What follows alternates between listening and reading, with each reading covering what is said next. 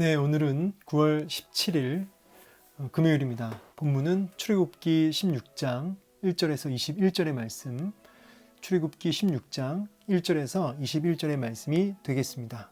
제가 말씀을 봉독하겠습니다. 이스라엘 자손의 온 회중이 엘림에서 떠나 엘림과 시내산 사이에 있는 신광야에 이르니 애굽에서 나온 후 둘째 달 15일이라 이스라엘 자손 온 회중이 그 광야에서 모세와 아론을 원망하여 이스라엘 자손이 그들에게 이르되 우리가 애굽 땅에서 고기가마 곁에 앉아 있던 때와 떡을 배불리 먹던 때에 여호와의 손에 죽었더라면 좋았을 것을 너희가 이 광야로 우리를 인도해내어 이 온 회중이 죽여 죽게 하는도다.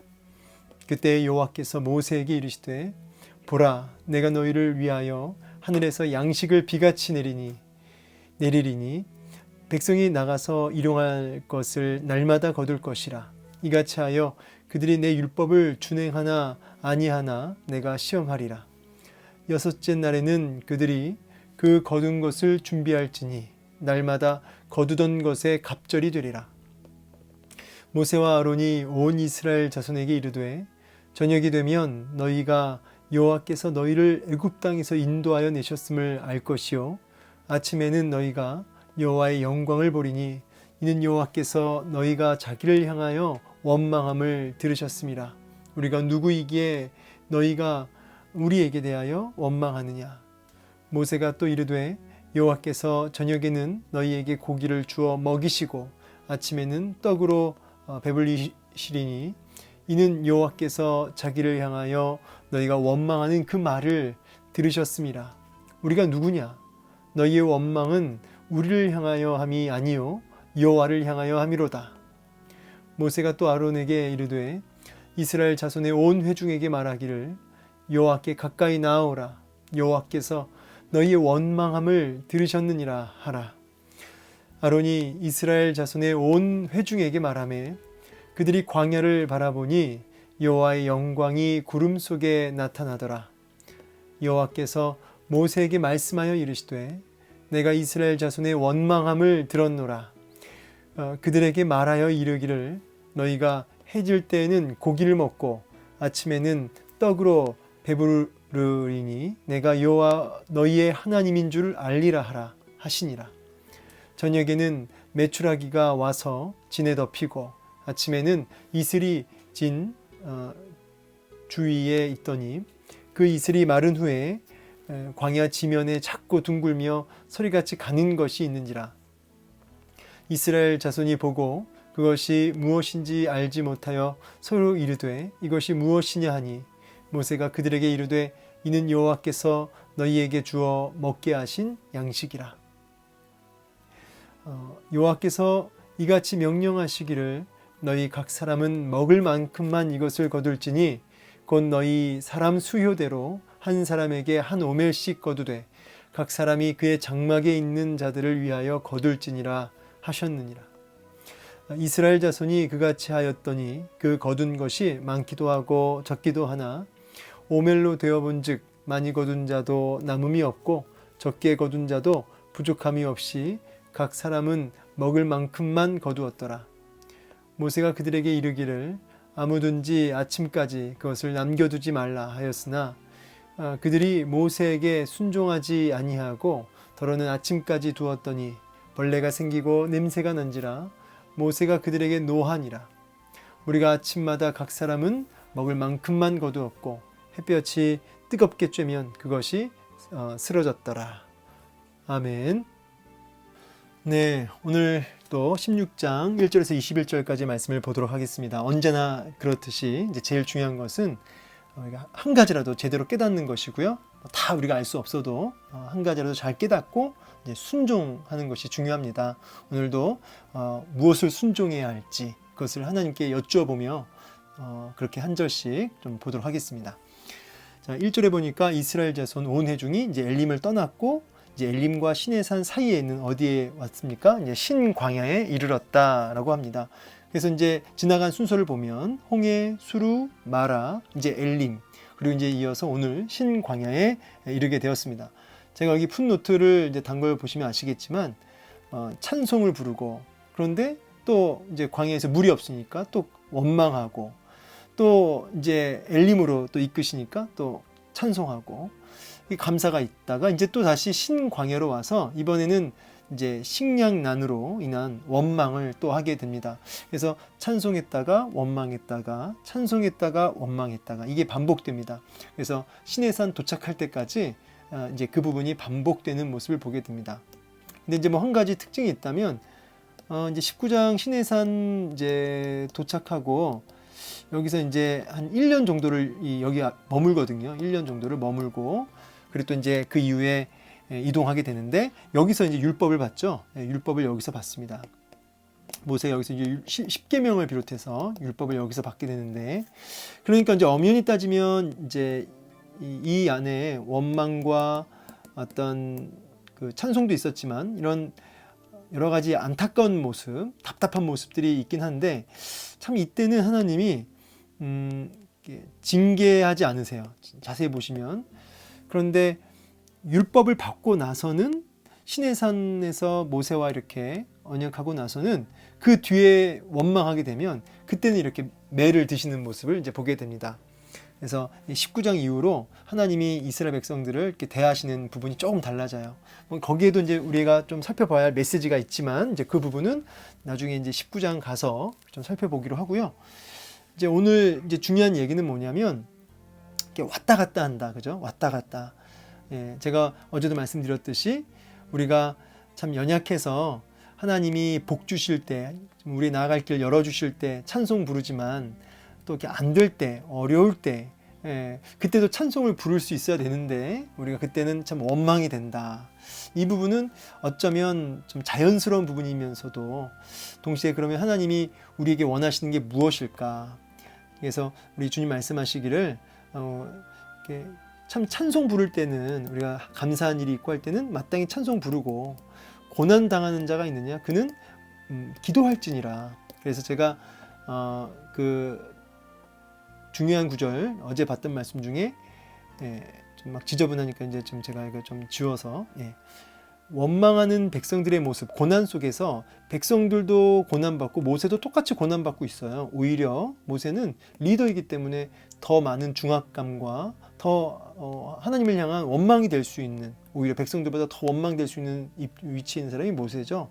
그런데 똑같이 고난이 왔을 때 그 원망하는 마음을 하나님께 부르짖는 모습으로 바꾸어 나아가는, 그래서 참 비교되는 모습을 우리가 살펴보았습니다. 그래서 고난 당하고 계시는, 어쩌면 원망스러울 수밖에 없는 그 상황 속에서 부르짖음으로, 기도의 자리로 바꾸는 은혜가 있기를 원합니다. 그래서 그 원망, 그 두려움이 변하여 내 기도 되었고, 전날의 한숨 변하여 내 찬송 되었네 라고 하는 찬송 가사처럼 그것이 바뀌어야 돼요. 그것이 바뀌어야 됩니다.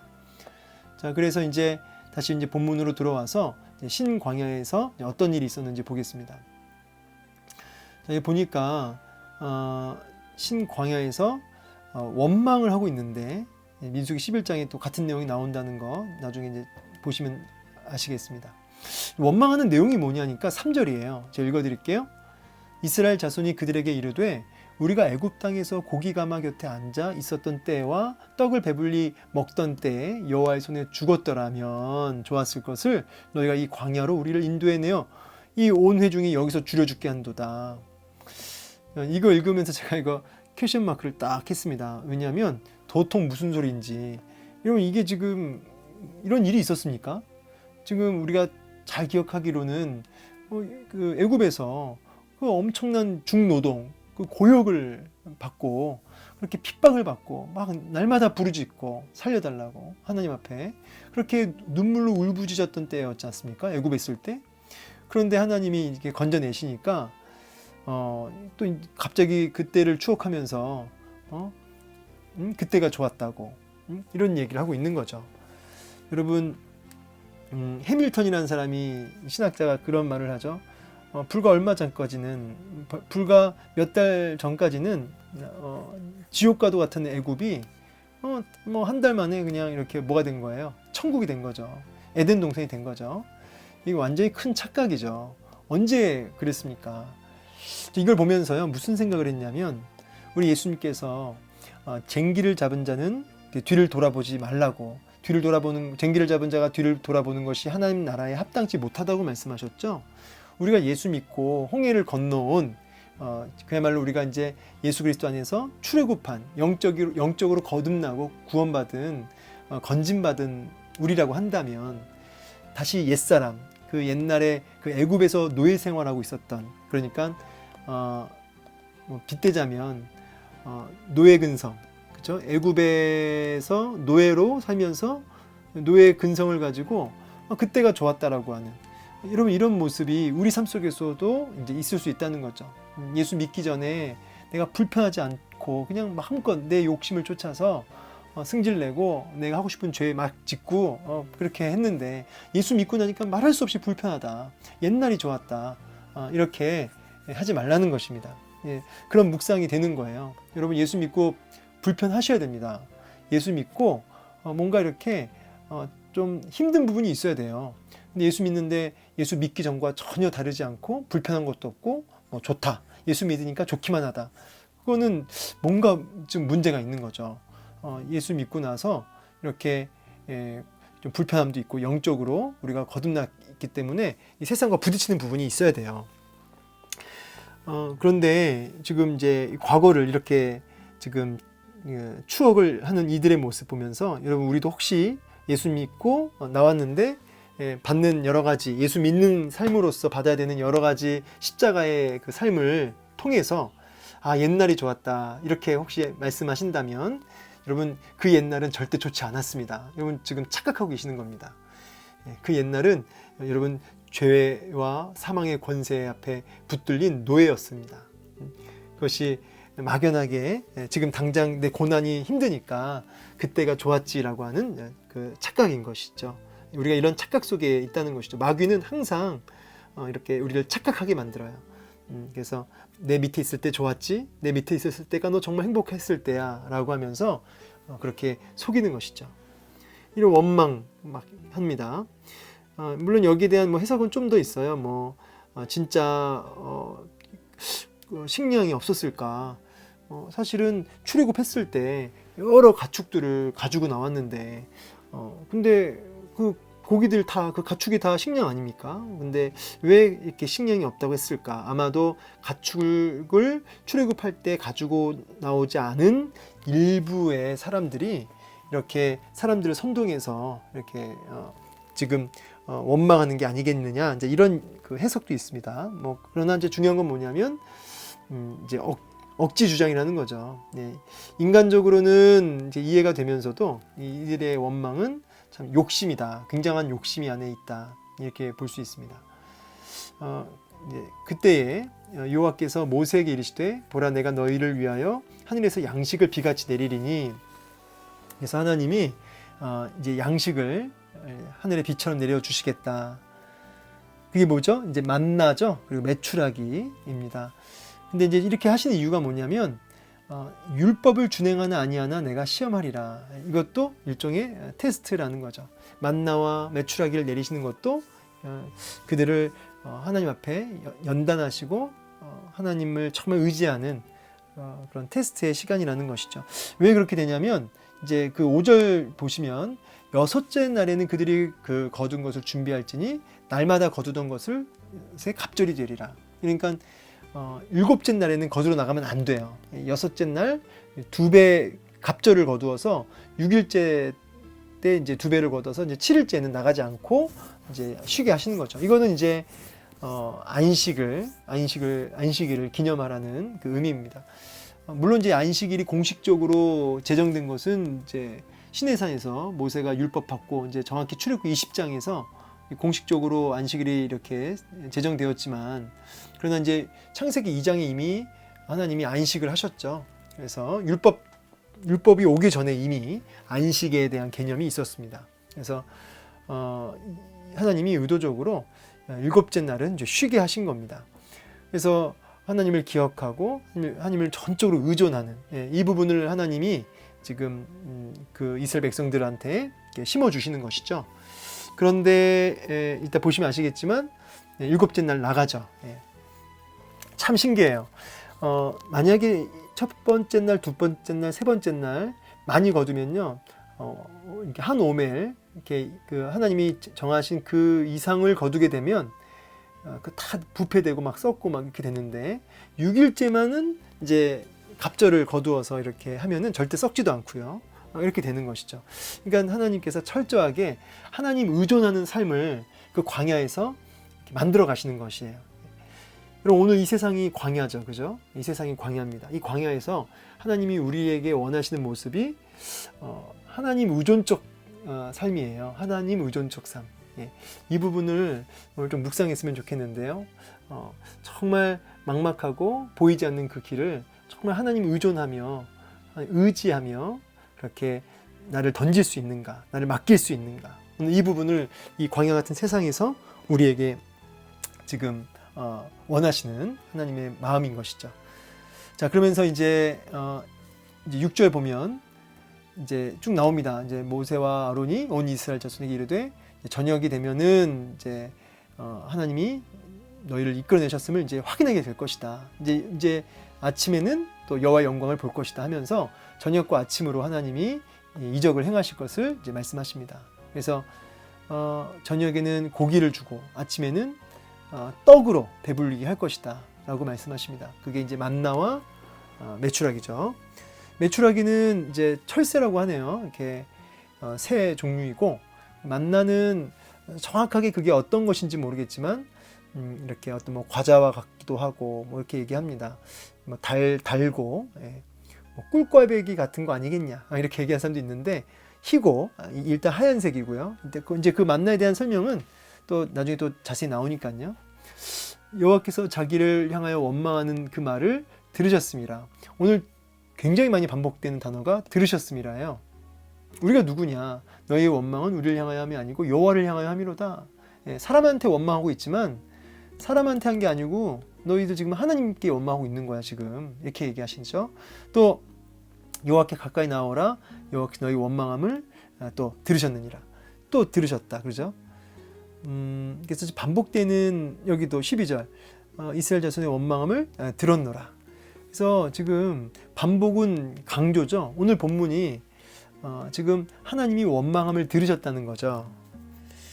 이 말씀을 참 묵상하면서 하나님이 너희가 참 감사하는 소리를 내가 들었다. 너가 찬송하는 소리를 내가 들었노라. 너희의 그 믿음의 고백을 나도 들었노라. 이렇게 하나님이 우리의 그런 신앙을 받으셨고 들으시면 얼마나 좋겠어요. 그런데 원망을 들으셨느니라. 오늘도 살아가면서 은근히 사람 때문에 원망하고 이 문제 때문에 원망하고 저 환경 때문에 원망하고 원망함을 남이 하는 원망함을 또 보기도 하고 또 나도 모르게 나 스스로도 원망하는 모습을 이제 보일 때 있지 않습니까? 그런데 하나님이 듣고 계신다는 거예요. 하나님이 듣고 계신다는 거죠. 움찔합니다. 그죠? 움찔합니다. 하나님이 듣고 계세요. 여러분 오늘 한날 원망되는 그 순간에 원망한다는 그 고백을 바꾸어서 감사로 좀 바꿨으면 좋겠어요. 저 원망되지만 참 원망되는 순간이 올지라도 그 순간에 의도적으로 하나님 신뢰합니다. 오늘 본문에서 우리 주님이 원하시는 게 하나님 끝까지 의지하고 나를 맡기라는 걸, 나를 던지라, 너를 던지라는 거죠. 나에게 의지하라, 의존해라, 의존적 삶, 나에게 맡겨라. 이 부분이거든요. 이 광야에서 이 훈련의 목표가, 주님의 목표가. 그래서 원망을 들으셨음이로다가 아니라 이제는 하나님 의지합니다. 이렇게 한번 좀 바꿔서 해봤으면 좋겠어요. 예전에 제가 얘기했나요? 그 아는 전도사님이 피곤하고 힘들 때마다 아이고 죽겠네 이런 말을 하다가 어느 순간 아이고 살겠네 그러시더라고요. 웃으면서 아이고 살겠네. 이게 말을 바꾼 것 뿐인데 참 다르게 들렸다는 거죠. 우리가 하나님 앞에서 일상 속에서 내가 혼자 내뱉는 말부터 사람들 관계 속에서 하는 모든 말 듣고 계신다는 거죠. 그래서 오늘 원망함을 들으셨느니라가 아니라 너가 하나님 의지하는 고백을 받으셨느니라 이렇게 좀 바뀌어졌으면 좋겠어요. 오늘 우리의 한날 그런 은혜가 있길 원합니다. 자, 그래서 이제 온 이스라엘 회중이 모였고요. 그리고 이제 광야를 딱 바라보게 하니까 여호와의 영광이 구름 속에 나타났다. 쉐키나라고 이렇게 읽어요. 이 구름을 임재, 하나님이 임재해 주시는 거죠. 이게 은혜입니다. 그렇죠? 예, 광야에 있을 때 임재해 주시는 사건, 예, 함께 해 주시니까, 또 모세에게 또 말씀해 주시니까. 그러니까 저는 사실은 10절과 11절 보면서 딱 한 가지밖에 소망함이 없더라고요. 하나님, 광야 같은 우리 속에, 우리 인생 속에 쉐키나 하나님 임재하셔서 말씀하옵소서. 이거 하나면 됩니다. 예. 오늘도 여러분의 가정과 삶 속에 하나님의 임재와 또 말씀이 임하기를 축복합니다. 여러분, 그 삶 속에 우리가 원망을 들으시는 하나님이 아니라 이제는 원망을 듣게 하는 우리 인생이 아니라 하나님을 의지하는 고백을 하나님께 올려드릴 수 있기를 원한다는 것이죠. 그래서 40년 동안 만나를 막 먹이시는 거죠. 근데 이게 이제 나중에 이 만나를 가리켜서 이 만나는 이제 없어졌고, 또 먹어도 배고프지만 진짜 만나가 이제 위에서 내리는 거죠. 베들레헴 떡집에서 나신 진정한 떡, 진정한 만나, 바로 예수 그리스도를 이제 보여주는 거죠. 그래서 광야에서 유일한 살 길은 이 만나를 먹어야지만 살듯이 광야에서 예수 그리스도를 우리가 영접하고 모셔 드려야지만 우리가 살 수 있다라고 하는 복음이 이 안에 감춰져 있죠. 사실은. 그래서 만나는 떡이지만, 떡을 상징하지만 이 만나는 먹고 또 배고프고 또 죽어요. 그러나 진정한 만나, 생명의 만나, 참 만나가 이제 하늘에서 내려오시죠. 예, 그것이 예수님이시고 그 예수님을 통해서만 우리가 배불리울 수 있고 살 수 있다는 거죠. 만나보고 서로 이것이 무엇이냐, 예, 이것이 무엇이냐, 이거를 이제 발음하면 이제 만나 이렇게 읽어요. 무엇이냐, 그게 만나라고 이렇게 읽힙니다. 그래서 이제 먹게 하신 양식이라, 하나님이 먹이시는 양식이라. 그래서 너희가 먹을 만큼만 거두라고 말씀하시고 한 오멜씩 거두게 했고요. 실제로 그렇게 하나님 제정하신 기준대로 딱 거두면 많이 거둔 사람도 남지 않고 적게 거둔 자도 부족함 없이 딱 맞게 먹을 만큼 이렇게 먹게 되어지는 그런 모습을 보게 됩니다. 아침까지 남더라도 혹시라도 아무든지 아침까지 남겨두지 말라고 이렇게 말씀을 하시는데 순종하지 아니했던 사람들이 있다는 거죠. 딱 적당량을 공급받았거든요. 그런데 그걸 참고 안 먹는 거예요. 내일 아껴놓고 오늘 아껴서 내일 먹어야지 하고 아꼈단 말이에요. 근데 그날 먹을 걸 그날 다 먹어야 되거든요.